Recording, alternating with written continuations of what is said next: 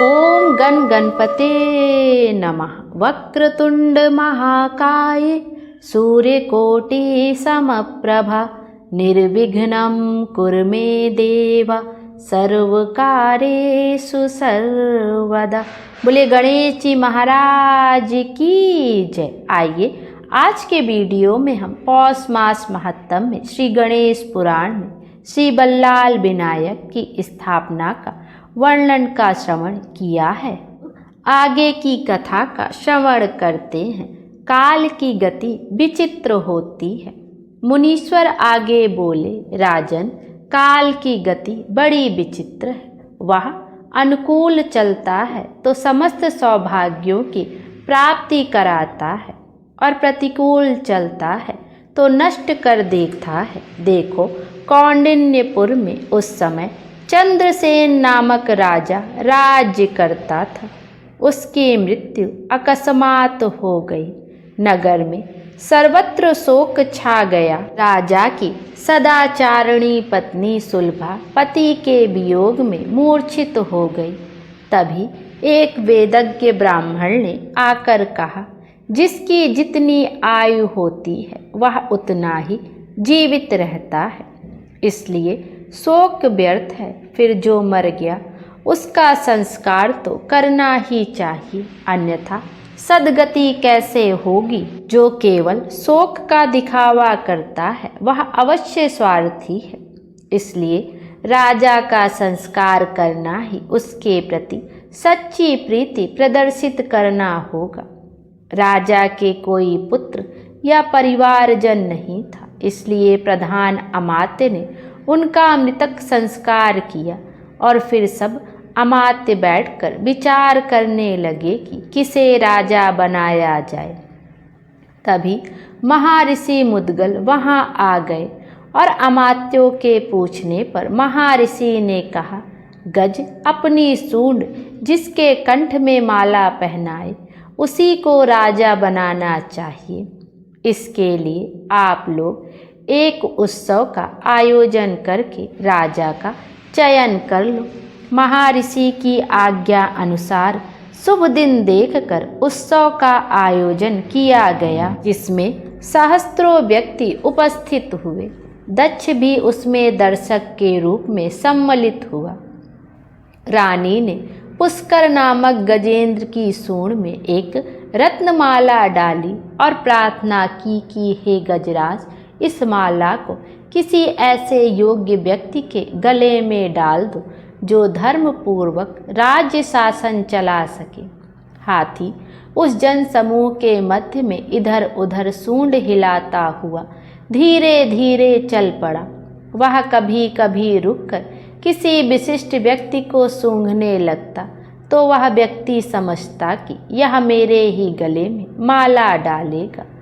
अनेकों उत्सुक व्यक्ति हाथी के पास इसी आशा में आने लगे, किंतु हाथी सबकी ओर देखता और बहुतों को सूंघता हुआ अंत में दक्ष के पास जा पहुंचा और उसे सूंघकर देखकर कुछ ठहर कर अंत में उसने उसी के गले में वह राजमाला डाल दी। दक्ष राजा हो गया। हाथी ने उसे अपनी सूंड से उठाकर ऊपर बैठा दिया। सर्वत्र हर्ष ध्वनि और जय घोष होने लगा। वह हाथी पर चढ़ाकर ही राजभवन में लाया गया। वेदज्ञ ब्राह्मणों ने उसका विधि पूर्वक अभिषेक किया। उस समय दुर्नभि बज उठी। राजा दक्ष पर पुष्पों की वर्षा होने लगी। राजा ने सभी को यथापद विभिन्न प्रकार के उपहार और ब्राह्मणों को गौदान किए। हे महाराज, दक्ष का विवाह राजा वीरसेन की पुत्री से हुआ। फिर उसके बृहद्भानु नामक एक पुत्र हुआ, जिसने सुखपूर्वक उस राज्य को भोगा। बृहद्भानु का पुत्र खड्गधर हुआ। खड्गधर का पुत्र सुलभ, उसका पुत्र पद्माकर, उसका पुत्र वपुदीप्त और उसका पुत्र चित्रसेन हुआ। हे राजन, उस चित्रसेन से पुत्र तुम हो।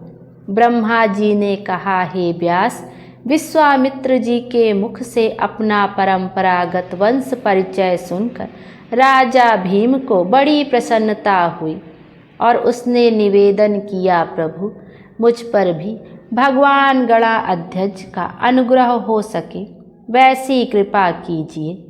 उसकी प्रार्थना सुनकर विश्वामित्र ने कहा, हे राजन, तुम राजा दक्ष द्वारा निर्माण कराए गए गणेश मंदिर में रहकर गणाध्यक्ष का अनुष्ठान करो तो तुम्हारे सब अभीष्ट पूर्ण हो जाएंगे।